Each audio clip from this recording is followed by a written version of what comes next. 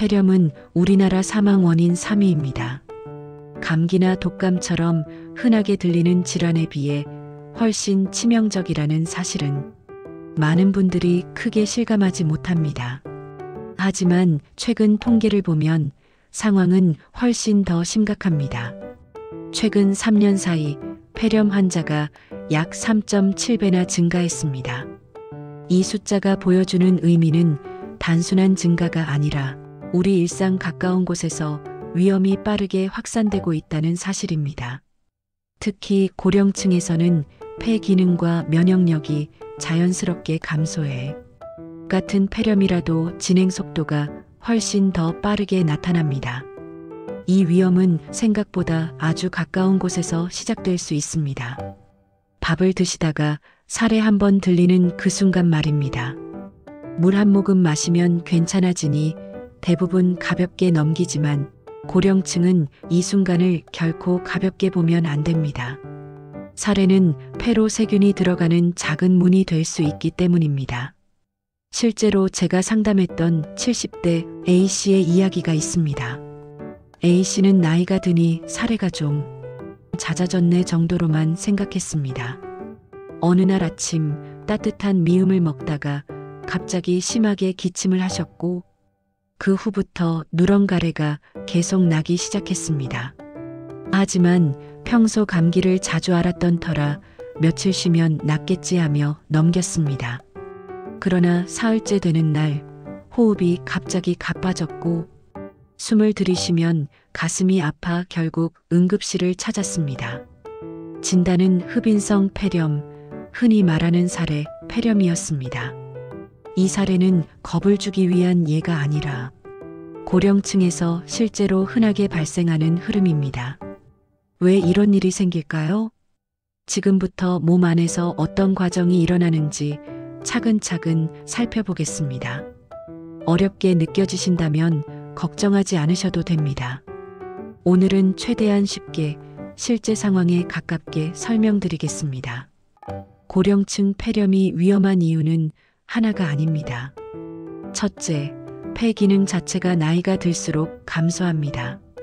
숨을 들이쉬고 내쉬는 과정은 평소에는 잘 느끼지 못하지만 폐가 조금이라도 염증을 겪으면 바로 영향을 받습니다.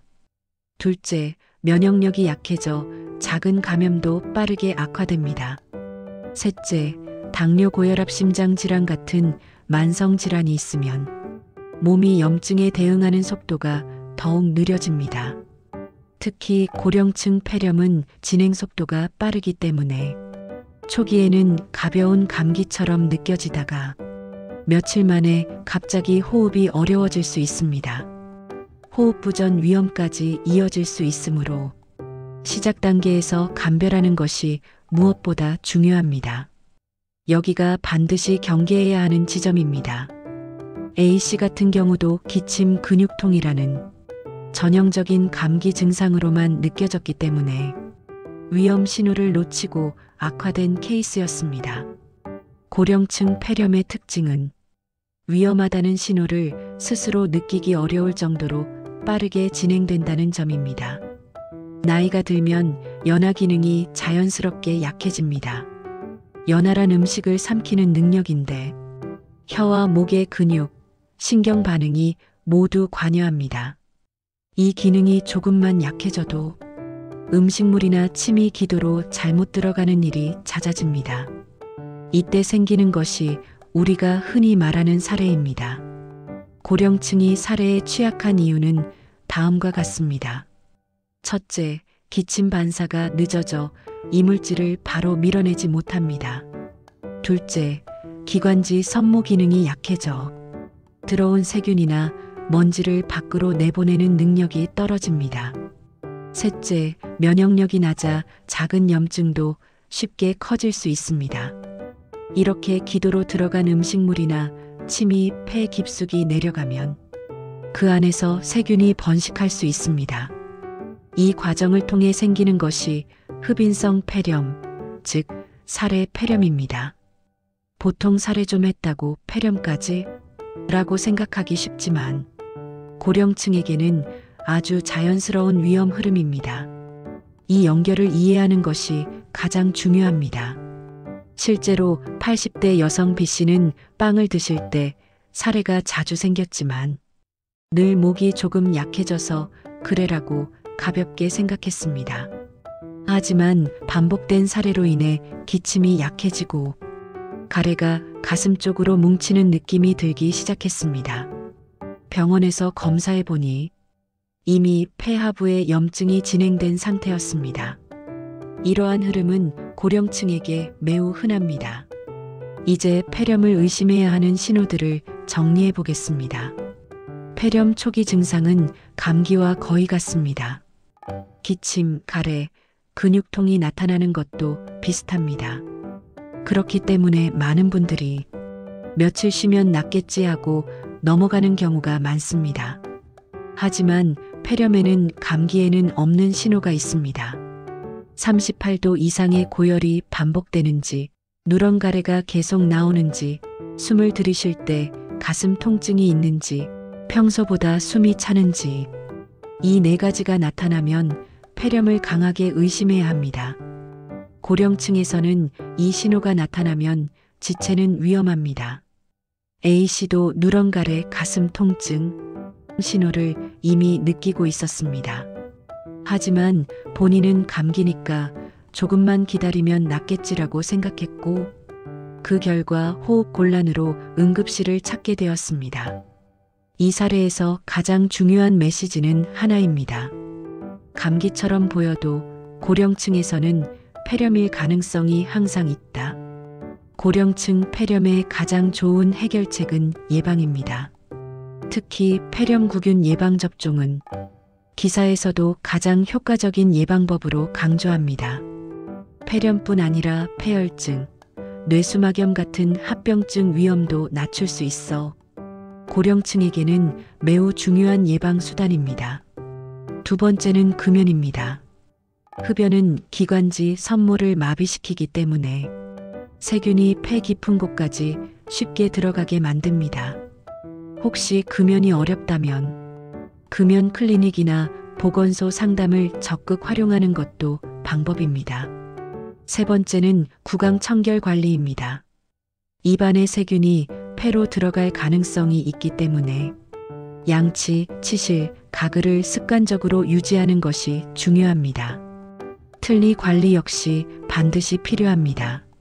네 번째는 식사 습관입니다.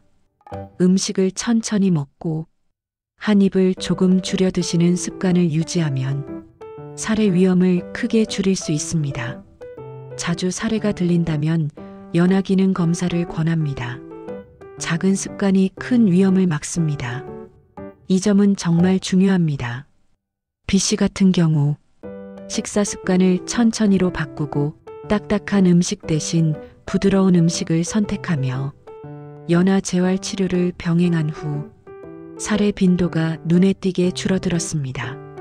생활 속 습관만으로도 위험을 크게 줄일 수 있다는 좋은 예입니다.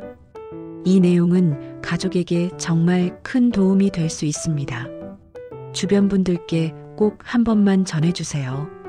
폐렴이 의심될 때 병원에서는 흉부 엑스레이나 CT 촬영으로 폐 상태를 확인합니다.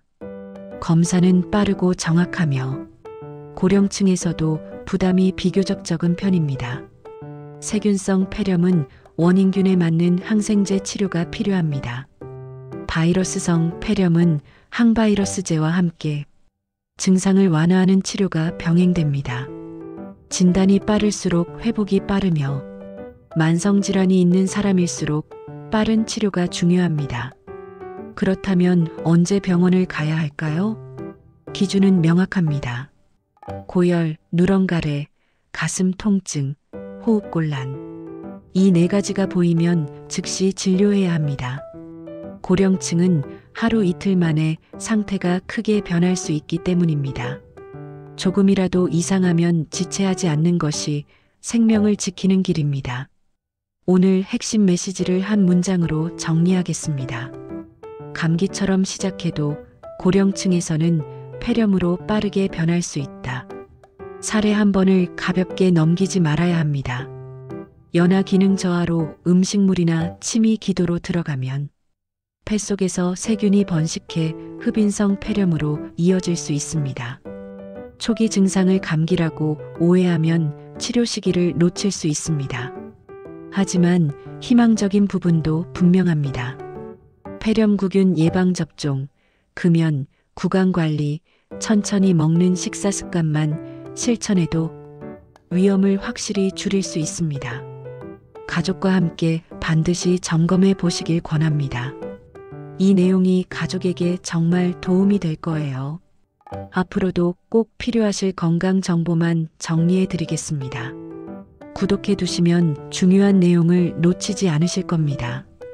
오늘도 건강 챙기며 들어주셔서 진심으로 감사드립니다.